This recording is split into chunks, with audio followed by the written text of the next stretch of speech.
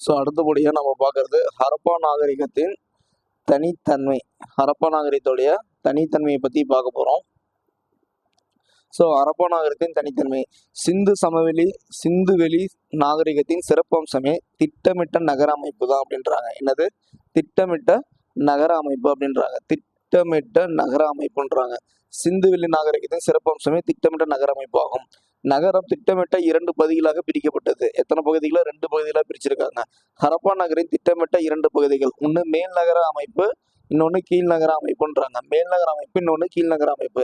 சரி, மேல் நகர அமைப்புல நகரத்தின் மேற்பகுதி சற்று உயரமானது, அது கோட்டை எனப்பட்டது. ஸோ நகரத்துடைய மேற்பகுதி எப்படி இருந்துச்சுன்னா உயரமா இருந்துச்சா, அது என்னன்னு சொல்றாங்கன்னா கோட்டை எனப்பட்டது அப்படின்றாங்க. இன்னொன்று நகர நிர்வாகிகள் இதை பயன்படுத்தினார். இதை யாரெல்லாம் பயன்படுத்தினாங்கன்னா நகர நிர்வாகிகள் இதை பயன்படுத்தினார்கள். அடுத்து பெருங்குளம் தானிய களஞ்சியங்களும் இருந்தன. பெருங்குளமும் தானிய களஞ்சியங்களும் இந்த மேல்நகர அமைப்புல இருந்துச்சு. ஸோ இந்த மேல்நகர அமைப்பை என்னன்னு சொல்றாங்க, எப்படி இருக்கும் அப்படின்னு பார்த்தோம்னா உயரமா இருக்கும், அதை கோட்டைன்னு சொன்னாங்க. இதை நகர நிர்வாகிகளும் இதை பயன்படுத்தினாங்க. அப்புறம் பெருங்குளங்களும் தானிய களஞ்சியங்களும் இதுல இருந்துச்சு அப்படின்னு சொல்றாங்க. அடுத்து கீழ்நகர அமைப்புல என்ன இருந்துச்சுன்னு பார்த்தோம்னா நகரத்தின் கிழக்கு பகுதி. என்னது? கிழக்கு பகுதி சற்று தாழ்ந்த உயரமுடையது. ஸோ நகரத்துடைய கிழக்கு பகுதி சற்று தாழ்ந்த உயரமுடையது, அதிக பரப்பு கொண்டது. என்னது? அதிக பரப்பு கொண்டது. இது எப்படி இருந்துச்சுன்னா பொதுமக்கள் வசிக்கும் இடமாக இருந்துச்சு. நகரத்துடைய கிழக்கு பகுதி சற்று தாழ்ந்த உயரமுடையது. எப்படி?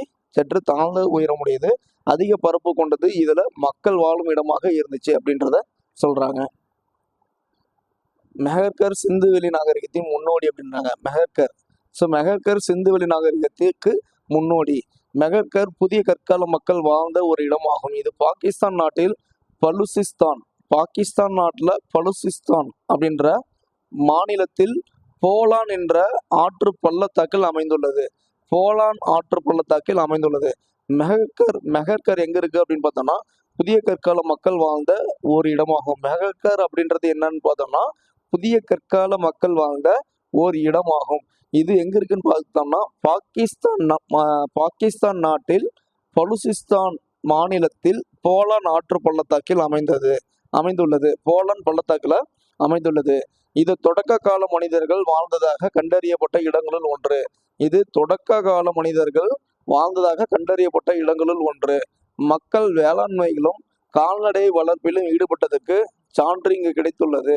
மக்கள் வேளாண்மையிலும் கால்நடை வளர்ப்பிலும் ஈடுபட்டதற்கு சான்று இங்கு கிடைத்துள்ளது.